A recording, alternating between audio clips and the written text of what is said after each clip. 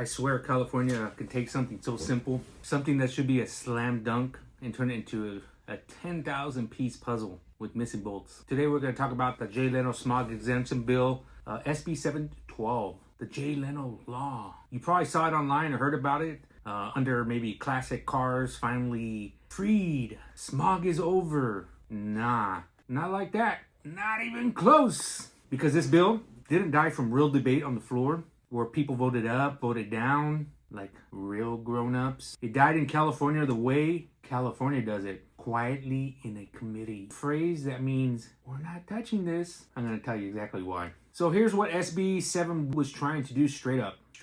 Starting January 1st, 2027, which next year around this time, it would exempt vehicles pre-1981 model years, but only if you had a historical plate and collector's insurance. Easy peasy for both of those. Then here's the part that people forget. It wasn't just one exemption and done. It was a rolling expansion starting in 2008. Let me say that again, starting in 2028. Each year it would exempt one newer model for 5 years, eventually reaching pre-1986. So basically, we'll start small and then keep growing it. And as a shop owner, I get why people want it, because smogging older cars can be a circus. It's not crazy to say, hey, these are collector cars. How it really gets killed. Appropriations equals trap door. Now, here's what California does to California. Even if the bill sounds good and gets past the policy committee, it still has to survive the final boss, appropriations. The record shows the magic words. Held in the committee and under submission, August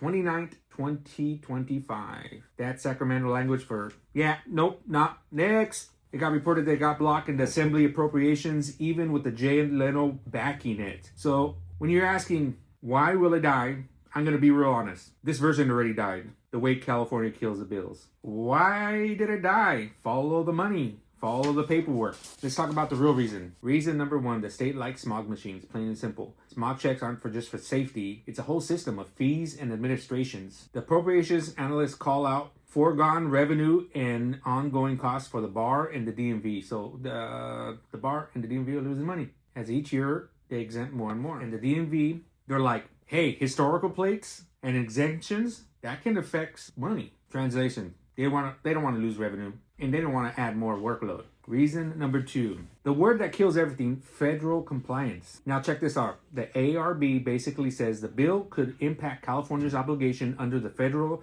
Clean Air Act and could even require emissions offsets elsewhere. Plus it flagged funding, sanctions, risk language, and costs. Bro, the second somebody drops federal sanctions or transportation funding in the hearing, lawmakers get really quiet and start looking at their phone. Reason number three, the collector's definition argument. This is a loophole fear.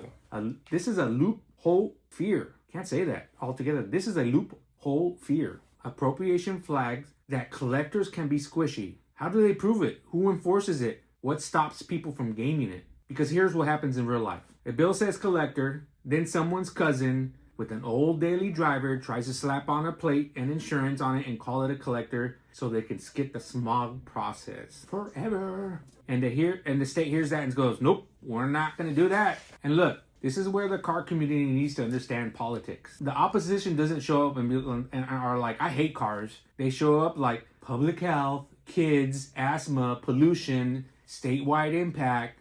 There is an opposition letter that came out stating it's undermining air quality efforts and says older vehicles need functional emission controls, plus it warns about exemption expanding. Then they hit the lawmakers with stat-style arguments. Older cars can emit way more NOx than modern cars, even when they're compliant. Huge multipliers. Now you can argue the fairness of all that all day long. But in the committee hearing, what wins? Health organization. Scary numbers. We can lose federal money. That's like showing up to a street race with a Prius, but the Prius has a cop behind it. Here's what kills me. The bill tried to be reasonable. Plates, collector's insurance, gradual rollout. But Sacramento does not reward reasonable. Sacramento rewards no risk. If there's even a chance that the bill could reduce emissions, compliance, create admin headaches, loss of revenue, create loopholes, or trigger federal oversight, they don't fight it.